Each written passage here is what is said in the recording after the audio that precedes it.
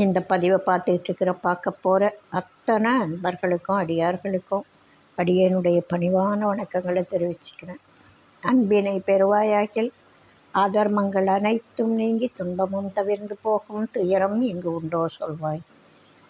இந்த பதிவில் நம்ம பார்க்க போகிறது இன்றைக்கி அபிராமி பட்டர் கொஞ்சமாக அவர் அருளி செய்த அபிராமி அந்தாதி ஒரு சில பாடல்கள் பார்க்கலாம்.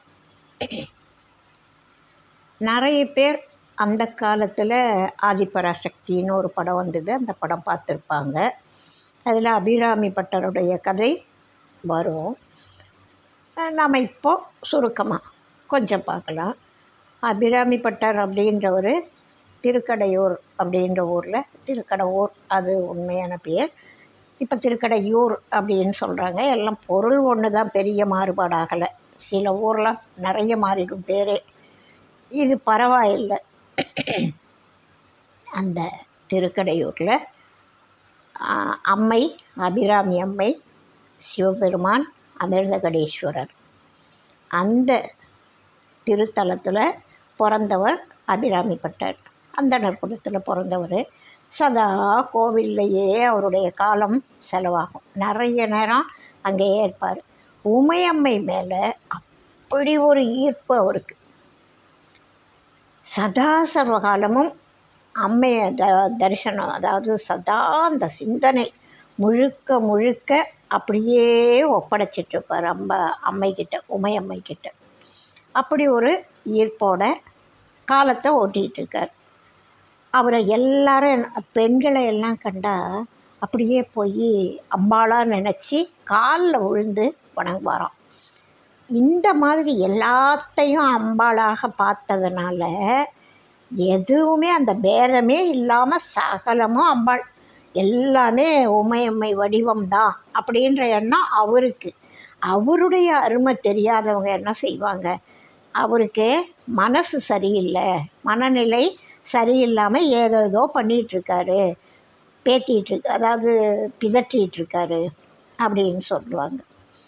அவருக்கு லேசாக இந்த இது இருக்குது, அதாவது பித்தம் பிடித்தவர் அப்படின்னு ஊர் மக்கள். ஏன்னா அவர் எந்த நிலையில் இருக்கார், அவருடைய மனநிலை என்ன, அவருடைய சிந்தனை எங்கே இருக்குது, இதை பற்றி ஊராருக்கு கவலை இல்லை. அவருடைய சில செயல்கள், சில பேச்சுக்களை வச்சு மற்றவங்க அப்படி நினைக்கிறாங்க. ஒரு நாள் தஞ்சையை ஆண்ட சரபோஜி மன்னர் இந்த தை அமாவாசை அன்னைக்கு பூம்புகாரில் வந்து நீராடிட்டு திருக்கடையூருக்கு தரிசனத்துக்காக வர்றார். இன்றைக்கி அந்த குளியல் பண்ணால் நல்லதுன்றதுக்காக அங்கே இருக்கிற மன்னர் இங்கே வந்து நீராடிட்டு அமிர்தகடேஸ்வரர் அபிராமி அம்மையை தரிசிக்கிறதுக்காக வர்றார். வரும்பொழுது ஒரு மன்னர் வர்றாருன்னா, இப்போல்லாம் மன்னர்ன்ற வார்த்தையை விட்டுருங்க, ஒரு எம்எல்ஏ வந்தாலுமே ஒரு எம்பி வந்தாலுமே எந்த அளவுக்கு ஆர்ப்பாட்டம் இருக்கும், பாதுகாப்பு இருக்கும், எத்தனை பேர் கூட வருவாங்க, இதெல்லாம் நம்ம பார்க்குறோம். இதை விட ரொம்ப ரொம்ப கம்மி தான் அந்த காலத்தில். மன்னர் வர்றார். மன்னர் சரபோஜி மன்னர் வரும்பொழுது சன்னதிக்கு வர்றார். அப்போ எல்லாரும் கொஞ்சம் விலகி வழி விடுவாங்க, மரியாதை பண்ணுவாங்க இல்லையா? அது மன்னர் வர்றாருன்னா இது, அதாவது மன்னர் தான் கடவுளுக்கு சமமானவர்னு மதித்த காலம். இப்போல்லாம் மன்னரை வந்து கடவுளுக்கு சமமாக மதிக்கிறாங்களோ இல்லையோ, ஆர்ப்பாட்டம் அதிகமாக இருக்குது. அப்போ உண்மையிலேயே கடவுள் வந்து மன்னர் கடவுளுக்கு சமமாக மதிக்கப்பட்ட காலம். மன்னர்கள் மக்களுடைய நன்மையை தான் நினச்சாங்க. தன்னுடைய சுயநலத்துக்காக அவங்க தான் சம்பாதிக்கணுன்றதுக்காக மன்னராக இல்லை. இப்போது யார் பதவிக்கு வர்றாங்க, அது எவ்வளவு சம்பாதிக்கலாம் அப்படி நோக்கம் மாறிப்போச்சு. அப்போது எந்த அளவுக்கு நம்ம மக்களுக்கு நன்மை செய்யலாம், இதுதான் மன்னர்களோட காலம், மன்னர்களோட திட்டம். அதனால தான் மன்னர் பரம்பரையாக மன்னர்களாக இருந்தார்கள். இவர் என் நாட்டை காப்பாற்றினார், என் மக்களை, இந்த மக்களை காப்பாற்றுறாரு, நாளைக்கு இவருடைய வாரிசு மன்னராகி அவர் நம்மளை பார்த்துக்குவார். எந்த எதிரிக்கிட்டேயும் நாம் பயப்பட வேண்டிய அவசியம் இல்லை, என் மன்னர் பார்த்துக்குவார் அப்படின்ற நம்பிக்கையோட மக்கள் பாதுகாப்பாக வாழ்ந்தாங்க. அந்த காலத்தில் நீர் மேலாண்மை எப்படி இருந்தது, எத்தனை குளங்கள், எத்தனை ஏரிகள், எத்தனை நீர் மேலாண்மை கால்வாய்கள், அணைக்கட்டுகள், இதெல்லாம் இந்த அளவுக்கு விஞ்ஞான முன்னேற்றம் வர்றதுக்கு முன்னாடியே திட்டம் போட்டவர்கள். கரிகாலன் கட்டி வைத்தான் கல்லணை அப்படின்னு சொல்லுவாங்க. அந்த கால்வாய் அமைப்பு, கல்லணையினுடைய அமைப்பு, எத்தனை ஏரிகள், ஊருக்கு ஊர் விவசாயத்துக்காக நீர் தேக்கி வைக்கிறதுக்காக மிகப்பெரிய ஏரிகளை வெட்டி வைப்பாங்க. அங்கங்கே குளங்கள் இருக்கும், அருகருகே குளங்கள் இருக்கும். மழை நீர் வீணாகாமல் அங்கே போய் தேங்கும். அந்த காலத்தில் மழை நீர் வீணாகவே வாய்ப்பு இருக்காது, அந்த அளவுக்கு அங்கங்கே நீர்த்தேக்கங்கள் இருக்கும். பூமி பரப்பு அதிகம். இப்போ மாதிரி சிமெண்ட்டும் தாரும் பூமி பரப்பை மூடலை. அப்போது பூமியில் விழுந்த தண்ணீர் நிலத்தடி நீராக மாறுச்சு. அந்த மழை துளி தான் மனித வாழ்வுன்னு இல்லை, சகல உயிரினங்களுக்கும் வாழ்வாதாரம். அதனால் அது விசும்பின் துளி வீழி நல்லால் மற்றாங்கே பசும்புல் தலை காண்பது. புல்லே தலையை காமிக்கலைன்னா எந்த உயிரினமும் வாழ முடியாது உலகத்தில். அப்படிப்பட்ட மழை நீரை அப்போல்லாம் நல்ல பாதுகாப்பாக தேக்கி வச்சாங்க. மக்களுடைய நன்மைக்காக எல்லாம் திட்டம் போட்டு செயலாற்றினாங்க மன்னர்கள். இப்போ நீர்நிலைகளை மூடி கட்டிடங்களாக மாற்றிக்கொண்டிருக்கும் அற்புதம் நிகழ்ந்து கொண்டிருக்கிறது, கலியுக பெருமை. அப்படி இந்த சரபோஜி மன்னர் வந்தபோது மக்கள் பவ்யமாக மரியாதையோட வழிவிட்டு நிற்கிறாங்க, மரியாதை பண்ணுறாங்க. அப்போது இந்த அபிராமி பட்டர் அவர் எதையுமே கண்டுக்கலை. துறவிக்கு வேந்தும் துரும்புன்னு சொல்லுவாங்க.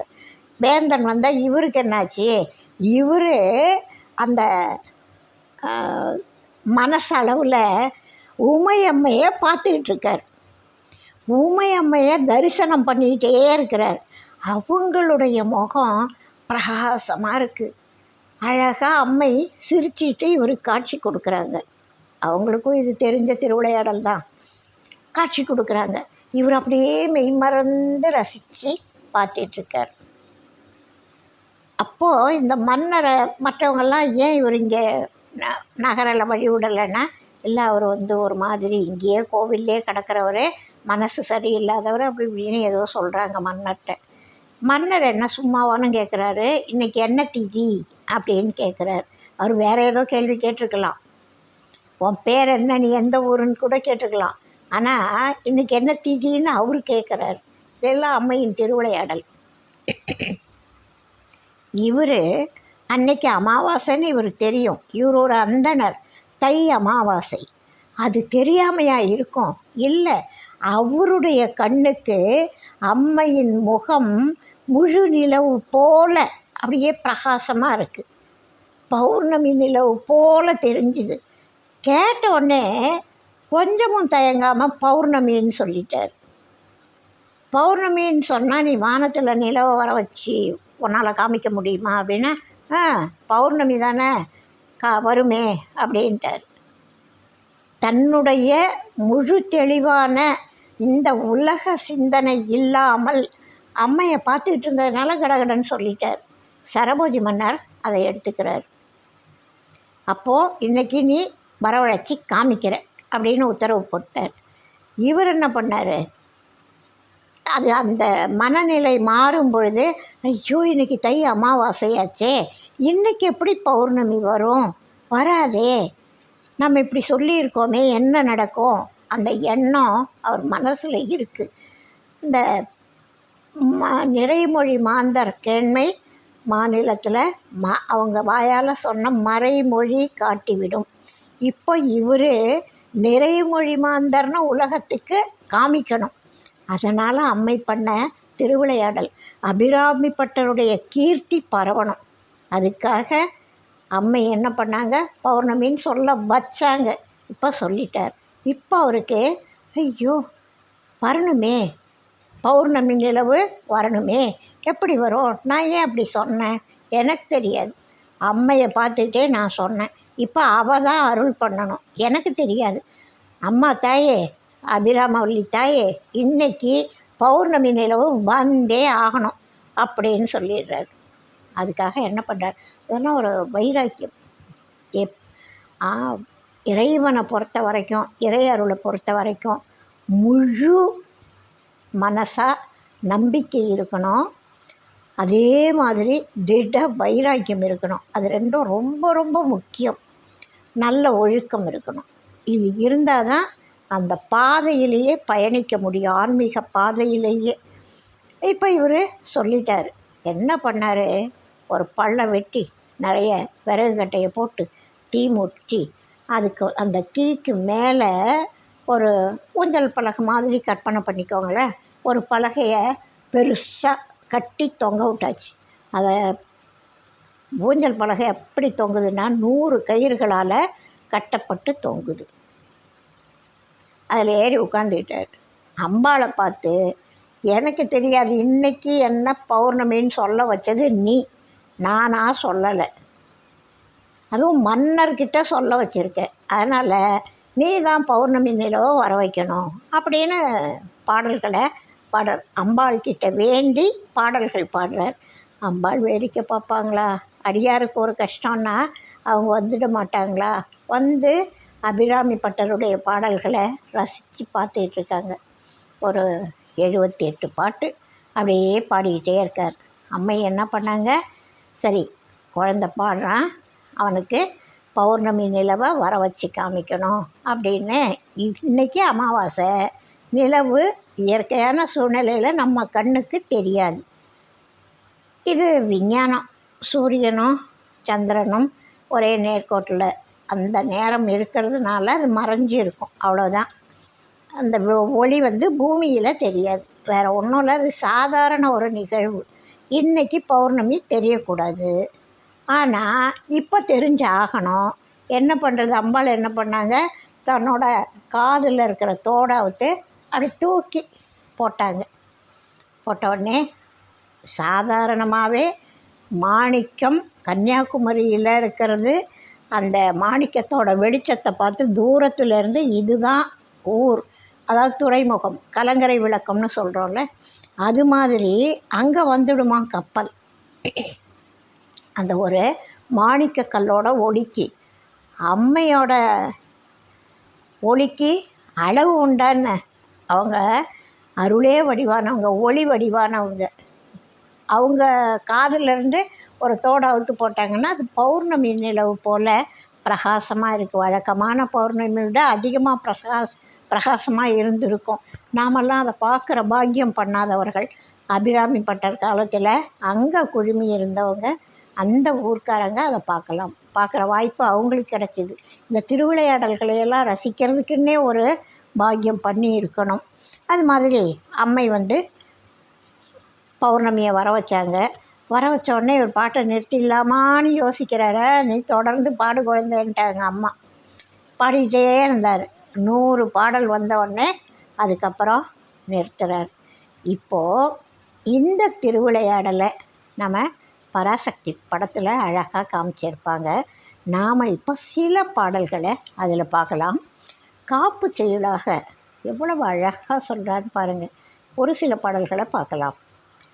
தார் அமர் கொன்றையும் செண்பகமாலையும் சாத்தும் தில்லை ஊரர் தம்பாகத்து உமை மைந்தனே, உலகேழும் பெற்ற சீரபிராமி அந்தாதி எப்போதும் என் சிந்தையுள்ளே, காரமர் மேனி கணபதியே நிற்க கட்டுரையே.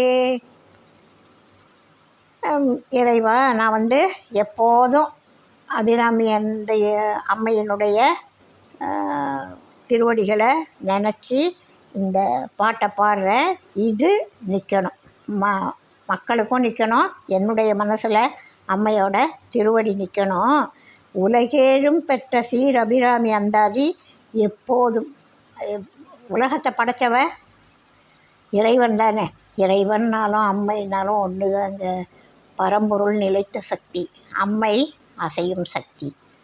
அதனால் இந்த உலக படைப்புக்கெல்லாம் அவள் தான் ஆதாரம். அப்படிப்பட்ட அபிராமி அந்தாதி என்னோடய சிந்தைக்குள்ளே எப்போவுமே இருக்கணும். காரமர்வேணி கணபதியே தாரமர் கொன்றையும் செண்பக மாலையும் சாத்தும் தில்லை ஊரர் தம்பாகத்து உமை மைந்தனே நீ நிற்க கட்டுரையே.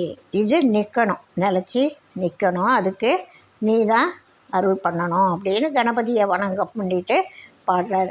உதிக்கின்ற செங்கதிர் உச்சி திலகம் உணர்வுடையோர் மதிக்கின்ற மாணிக்கம் மாதுளம் போது மலர்கமலை துதிக்கின்ற மின்கொடி மென்கடி குங்கும தோயம் என்ன விதிக்கின்ற மேனி அபிராமி எந்தன் விழுத்துணையே அப்படின்னு அப்படியே பாடிக்கிட்டே போகிறார்.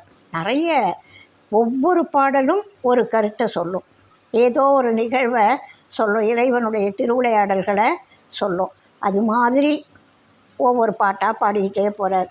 மனிதரும் தேவரும் மாயா முனிவரும் வந்து சென்னி குனிதரும் சேவடி கோமளமே கொன்றைவார் சடைமேல் மனிதரும் திங்களும் பாம்பும் பகீரதியும் படைத்த மனிதரும்னு சொல்லிட்டேன், மன்னிக்கணும். பனிதரும் திங்களும் பாம்பும் பகீரதியும் படைத்த புனிதரும் நீயும் என் புந்தி என்னாலும் பொருந்துகவே. என்னுடைய மனசில் நீ நிற்கணும், என்னோடய அறிவில் நீ தான் நிற்கணும் அப்படின்னு சொல்கிறாரு. என்னோட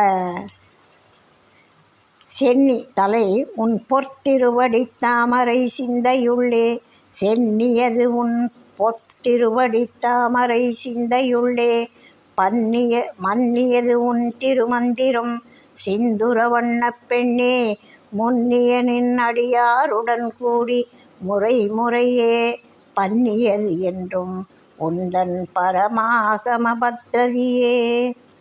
ததியுருமத்தில் சுழலும் என் ஆவி தளர்விலதோர் கதியுரு வண்ணம் கருது கண்டாய் கமலாலயனும் மதியுரு வேணி மகிழனும் மாலும் வணங்கி என்றும் துதியுரு சேவடியாய் சிந்தூரனான சுந்தரியே. அது மாதிரி அப்படியே நிறைய பாடல்கள் பாடிக்கிட்டே போகிறாரு. விட்டு சில பாடல்களை பார்க்கலாம். பூத்தவளே புவனம் 14 பூத்த வண்ணம் காத்தவளே பின் கறந்தவளே கரை கண்டனுக்கு மூத்தவளே என்றும் மூவா முகுந்தனுக்கு இளையவளே மாத்தவளே உன்னை அன்றி மற்றோர் தெய்வம் வந்திப்பதே.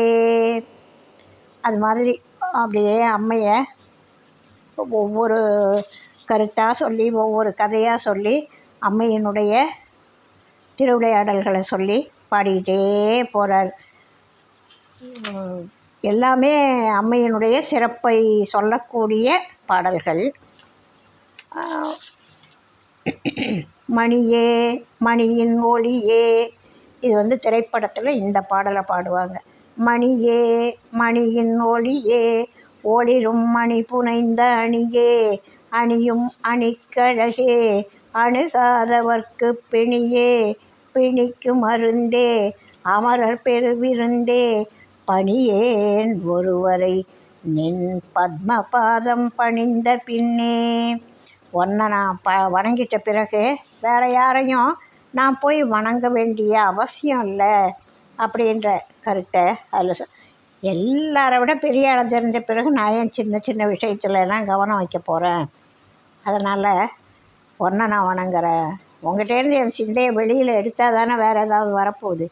ஆசை கடலில் அகப்பட்டு அருளற்ற அந்தகன் கைப்பாசத்தில் அல்லற்பட இருந்தேனை நின் பாதமெனும் வாசக்கமலம் தலைமேல் வலிய வைத்து ஆண்டு கொண்ட நேசத்தை என் சொல்லுவேன் ஈசர் பாகத்து நேரிழையே. அது மாதிரி ஒவ்வொரு பாடல்களும் ஒவ்வொரு பாட்டும் அருமையான பாடல்கள். இந்த பாட்டும் நல்லாயிருக்கும். புண்ணியம் செய்தனமே மனமே புது பூங்குவளை கண்ணியம் செய்ய கணவரும் கூடி நம் காரணத்தால் நன்னி இங்கே வந்து தம் அடியார்கள் நடு இருக்க பண்ணி நம் சென்னியின் மேல் பத்மபாதம் பதித்திடவே அப்படின்னு சொல்கிறார். அது ஒவ்வொரு பாடல்லையும் ஒவ்வொரு அழகான கருத்து. 100 பாட்டு இது நிறைய இருக்குது. 100 பாட்டையும் படிக்கணுன்னா பதிவு ரொம்ப நேரம் எடுத்துக்கோன்றதுனால நியாயமாக இப்போது இந்த தை அமாவாசையில் மாலை நேரத்தில் தீபத்தை ஏற்றி வச்சுட்டு இந்த அபிராமி அம்மை பதிகத்தை நம்ம முழுசாக ஒரு முற்றோதல் பண்ணால் அவ்வளவு ரொம்ப நல்லது. நம்ம கொஞ்சமாக பார்க்குறோம். இந்த பதிவுலேருந்து சில பாடல்களை நம்ம பார்க்குறோம். இன்னும் ஒரு சில பாடல்கள் பார்க்கலாம். தங்கச்சிலை கொண்டு தானவர் முப்புறம் சாய்த்த மத வெங்கட்கரி உரி போர்த்த செஞ்சேவகன் மெய்யடைய கொங்கை குறும்பை குறியிட்ட நாயகி கோகனகச் செங்கை கரும்பும் மலரும் எப்போதும் என் சிந்தையதே.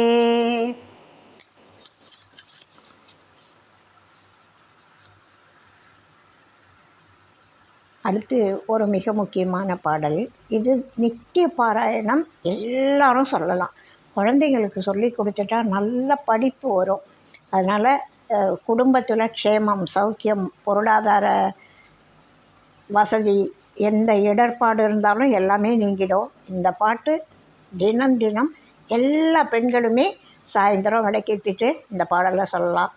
தனம் தரும், கல்வி தரும், ஒரு நாளும் தளர்வறியா மனம் தரும், தெய்வ வடிவும் தரும், நெஞ்சில் வஞ்சமில்லா இனம் தரும், நல்லன எல்லாம் தரும், அன்பர் என்பவர்க்கே கனம் தரும், பூங்குழலாள் அபிராமி கடைக்கண்களே.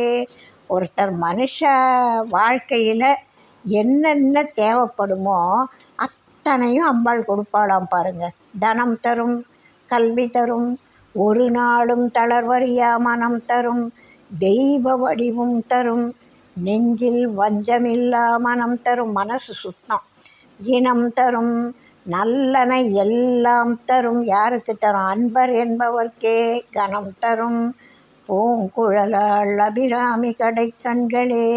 அபிராமி அம்மையினுடைய கடைக்கண்கள் இந்த இத்தனையும் தரும். அப்போ அவளுடைய பாராயணம், அவளுடைய பதிகத்தை, அபிராமி பட்டர் சொன்ன இந்த பதிகத்தை நம்ம தினம் சொல்கிறப்போ கட்டாயமாக அதுக்கு உண்டான பலன் இருந்தே தீரும். அந்த அம்பாள் அந்த நிலவு ஒளியை காமிச்ச சமயம் இந்த பாடல் பாடிய பிறகு அம்பாள் அந்த தோடை அவுத்து போட்டு பௌர்ணமியை வர வைக்கிறாங்க. விழிக்கே அருள் உண்டு அபிராம வல்லிக்கு வேதம் சொன்ன வழிக்கே வழிபட நெஞ்சுண்டு எமக்கு அவ்வழி கிடக்க பழிக்கே சுழன்று வெம்பாவங்களே செய்து பாழ் நரக குறிக்கே அழுந்தும் கயவர் தொம்மோடு என்ன கூட்டினியே. மற்றவங்களோட எனக்கு என்ன கூட்டு இருக்கு, நீ போதும் அப்படின்னு சொன்னேன். இந்த பாட்டை சொன்ன உடனே அம்மை குழந்தை இவ்வளோ நேரமாக பாடிட்டுருக்கானேன்னு பௌர்ணமியை வர வச்சிட்டாங்க. அதுக்கப்புறம் இன்னும் தொடர்ந்து பாடுறார். ரொம்ப நல்லா இருக்கும். அணங்கே அணங்குகள் நின் பரிவாரங்கள் ஆகையினால் எனங்கேள் வணங்கேன் ஒருவரை வாழ்த்துகிறேன், நெஞ்சில் வஞ்சகரோடு இணங்கேன், எனது உனது என்று இருப்பார் சிலர் யாவரோடும் பிணங்கேன், அறிவொன்றிலேன் என் கண் நீ வைத்த பேரொளியே. நீ எனக்கு பேரொளி கொடுத்துருக்குற, எனக்கே மற்றவங்க தயவெல்லாம் அப்படின்னு சொல்லி வணங்கேன் ஒருவரை வாழ்த்துகிறேன், நெஞ்சில் வஞ்சரோடு இணங்கேன். யார் எனது உனதுன்னு இருக்காங்களோ அவங்க யாரோடையும் நான் பம்புக்கு போக மாட்டேன், பழக மாட்டேன் அப்படின்னு சொல்கிறாரு. அது மாதிரியான அருமையான பாடல்கள் நிறைஞ்ச இந்த அபிராமி அந்தாதியை எல்லாரும் சொல்லணும், படிக்கணும், குறைஞ்சபட்சம் காதாலையான்னு கேட்கணும். இன்னும் ஒரு சில பாடல்கள் பார்த்துடலாம். தை வந்து நின்னடித்தாமரை சூடிய சங்கரர்க்கு கை வந்த நீயும் தலை வந்தவாறும் கலந்தது எங்கே மெய் வந்த நெஞ்சின் அல்லால் ஒரு காலும் விரகர்தங்கள் பொய் வந்த நெஞ்சில் புகழ் அறியா மடப்பூங்குயிலே. யார் மனசில் பொய் இருக்கோ அவங்களுக்கு இறையருள் இருக்காது. சத்தியமே வடிவு. இறையருளுக்கு சத்தியம்தான் வடிவு. அப்படி இருக்கிறப்போ பொய் இருக்கிற மனசில் போக மாட்டாங்கன்றது எல்லா மகான்களும் அதை பாடுவாங்க. நம்ம கொஞ்சம் கடைசி பாட்டை பார்த்துக்கலாம். குழையை தழுவிய கொன்றையன் தார்கமழ் கொங்கை வள்ளி கழையை பொருத திருநெடுந்தோளும் கருப்பு வில்லும் விழையை பொறு திரள் வேரியம் பாணமும் வெண்ணகையும் உழையை பொறு கண்ணும் நெஞ்சில் எப்போதும் உதிக்கின்றவே. என்னோட மனசில் உன்னோட வடிவம், உன்னோட திருவருள், உன்னையே பார்த்துட்ருக்கேன் அப்படின்னு சொல்லி முடிக்கிறாரு. இந்த அபிராமி அந்தாதியை படித்தா என்னையா பயன் கிடைக்கும்? இப்போ முதல்ல ஒரு பாட்டு பார்த்தோம், தனம் தரும் கல்வி தரும் ஒரு நாளும் தளர்வறியா மனம் தரும் அப்படின்ற பாடல் பார்த்தோம். அதுவே மிகப்பெரிய பயன்பாடு. திரும்ப சொல்கிறாங்க நூல் பயன் என்னன்னு சொல்கிறாங்க. ஆத்தாளை எங்கள் அபிராம வல்லியை அண்டமெல்லாம் போத்தாளை மாதுளம் பூ நிறத்தாளை புவி அடங்க காத்தாளை அங்குச பாசாங்குசமும் கரும்பும் அங்கை சேர்த்தாளை முக்கண்ணியை தொழுவார்க்கு ஒரு தீங்கில்லையே. எந்த தீங்கும் அவங்களால நெருங்காது அப்படின்னு. இதை விட என்ன வேணும்? தீங்கு நெருங்காதுன்னா எல்லாம் நல்லது தானே இருக்கும். அது மாதிரியான அருமையான பாடல்களை கொண்டது இந்த அபிராமி அந்தாதி. அந்த பாடல்களை எல்லாரும் படிங்க, குறைஞ்சபட்சம் கேட்கணும். இன்னொரு பாடல், இதுவும் நித்திய பாராயணத்துக்கு உகந்த பாடல். கலையாத கல்வியும் குறையாத வயதும் ஓர் கபடு வாராத நட்பும் கன்றாத வளமையும் குன்றாத இளமையும் கழுப்பிணி இல்லாத உடலும் சலியாத மனமும் அன்பு அகலாத மனைவியும். ஆண்களாக இருந்தால் மனைவியும்னு பாடலாம், பெண்களாக இருந்தால் அன்பு அகலாத கணவரும் தவறாத சந்தானமும் தாழாத கீர்த்தியும் மாறாத வார்த்தையும் தடைகள் வாராத கொடையும் தொலையாத நிதியமும் கோணாத கோலும் ஒரு துன்பமில்லாத வாழ்வும் துய்யனின் பாதத்தில் அன்பும் உதவி பெரிய தொண்டரொடு கூட்டு கண்டாய் அலையாழி அறி துயிலும் மாயனது தங்கையே ஆதி கடவுரின் வாழ்வே அமுதீசர் ஒரு பாகம் அகலாத சுகபாணி அருள்வாமி அபிராமியே. இந்த பாடலில் அந்த தனம் தரும் கல்வி தரும் பாடலில் இருக்குல்ல, அதே மாதிரி என்னென்ன வேணும் அப்படின்னு கேட்குறாரு பாருங்க. கலையாத கல்வி, குறையாத வயது, எப்பவும் மார்க்கண்டேயன் போல் இளமையாக உடம்பு ஆரோக்கியமாக இருந்தால் அப்படித்தானே இருக்கும். கபடு வாராத நட்பு நல்லது. ஆனால் கொஞ்ச நாளில் என்ன பண்ணுவாங்க, ஏதோ இவங்கள பற்றி அவங்க குறையா நினைப்பாங்க, அவங்கள பற்றி இவங்க குறையா நினைப்பாங்க. அந்த நட்பு உடஞ்சிடும். பழைய மாதிரி நட்பாக இருக்க முடியாது. அதனால் கபடு வாராத நட்பு, கலையாத கல்வி, குறையாத வயது, கபடு வாராத நட்பு, கன்றாத வளமை, குன்றாத இளமை, கழுப்பிணி இல்லாத உடல். எந்த நோயும் இருக்கக்கூடாது. அந்த துன்பப்படுத்தக்கூடிய எந்த பெரிய நோயும் இல்லாத உடலாக இருக்கணும். சலியாத மனம், ஆமாம் போ நானும் எவ்வளோ பண்ணுறேன் முடியல அப்படின்னு சலிச்சிடக்கூடாது, தோண்டிடக்கூடாது மனசு. ஒரு காரியத்தை செய்யணும்னா அதுக்கு முதல்ல தொடர் முயற்சியும் திட வைராக்கியமும் இருக்கணும்.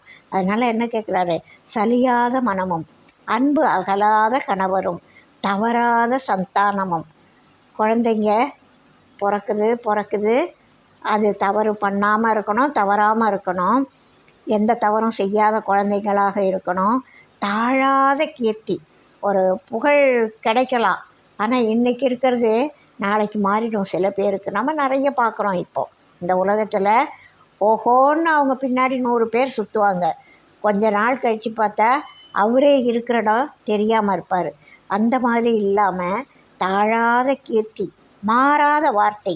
ஒரு சொன்னால் அந்த சொல்லை செயலில் கொண்டு வரணும்.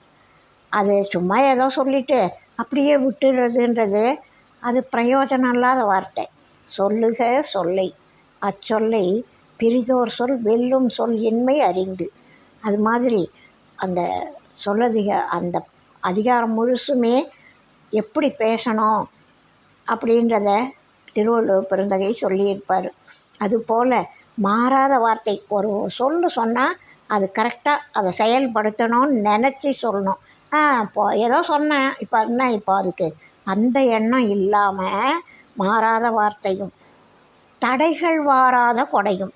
இப்போது நான் ஏதோ ஒரு கோவிலுக்கு இவ்வளவு கொடுக்கணும்னு நினைக்கிறேன், அவங்க கல்யாணத்துக்குன்னு வந்து கேட்டாங்க, அவங்களுக்கு கொடுக்கணும்னு நினைக்கிறேன், ஏதோ ஒரு உதவி கேட்குறாங்க, அவங்க பாவம் குளிரில் போர்வை இல்லாமல் படுத்திருக்காங்க, ஒரு ஹெல்ப் பண்ணணும்னு நினைக்கிறேன்.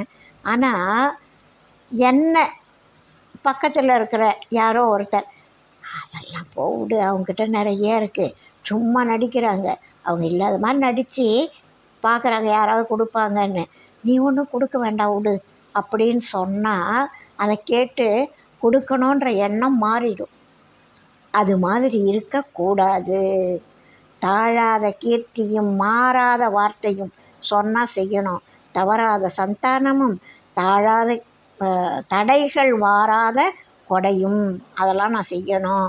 தொலையாத நிதியம், எவ்வளவு எடுத்தாலும் வந்துக்கிட்டே இருக்கணும், அது குறையவே கூடாது. தொலையாத நிதியமும் கோணாத கோலும். இந்த அரசாட்சின்றது, அதாவது எந்த விஷயமா இருந்தாலும் மன்னர்னு இல்லை, எல்லாருக்குமே அது உண்டு.